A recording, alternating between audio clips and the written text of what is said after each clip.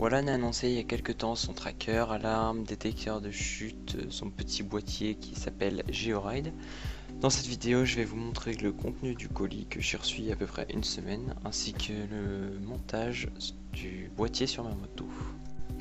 Dans la boîte du produit, vous retrouverez donc le fameux boîtier qu'on voit ici.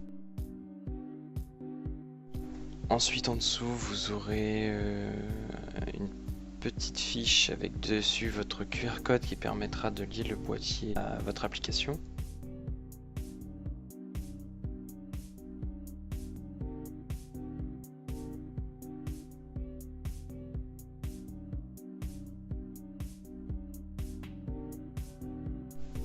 La notice d'utilisation,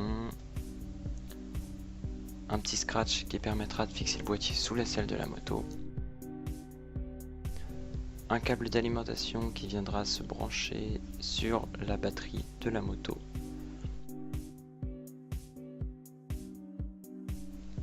un micro qui a encore une utilisation inconnue. Ensuite, le dernier petit câble orange qui permettra de déclencher une action personnalisée qui sera paramétrée sur l'application, comme par exemple verrouiller le véhicule. Et les deux dernières petites cosses bleues pour fixer la batterie. On se retrouve ensuite devant la moto. Donc moi j'ai une Kawasaki R6N de 2016 avec les couleurs de GeoRide justement. Donc je commence par enlever la selle. Vous pouvez voir au passage que j'ai une alarme et ça n'a pas posé problème pendant l'installation du boîtier GeoRide, même en enlevant l'alimentation de la batterie, ça pose pas de soucis, elle n'a pas sonné. Donc voilà, j'ai bien repéré la batterie, le plus, le moins. On prend le câble d'alimentation du boîtier GeoRide. On va utiliser le câble rouge et noir, le jaune pour l'instant il sert à rien. Et donc le noir ira sur le moins et le rouge ira sur le plus. De toute façon, même si vous vous trompez, il y a un fusible etc. qui est installé, donc il n'y a pas de risque avec une mauvaise alimentation du boîtier. Sur chacun de ces câbles, on place les petites cosses. Donc voilà, on visse le noir sur le moins, le rouge sur le plus. Voilà ce que ça donne. Faut bien faire attention évidemment pendant ce passage à pas se prendre de coups de jus en enlevant le moins avant le plus. Il n'y a pas de risque après de toucher les câbles, mais bon, en touchant les bornes de la batterie, il faut toujours faire attention.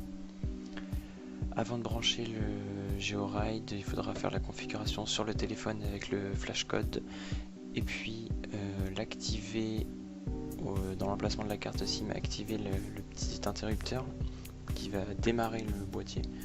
Donc vous aurez normalement il y a les LED qui sont censés clignoter là, mais moi j'avais pas de batterie dans le mien donc ça a pas du tout clignoté.